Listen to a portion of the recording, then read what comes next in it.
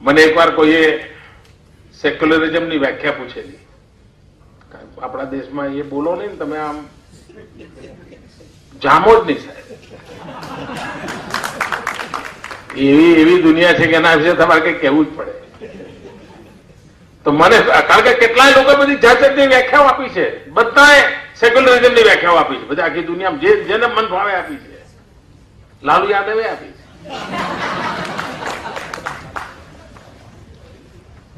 મિત્રો મારી સેક્યુલરિઝમની સીધી સાદી વ્યાખ્યા છે ઇન્ડિયા ફર્સ્ટ.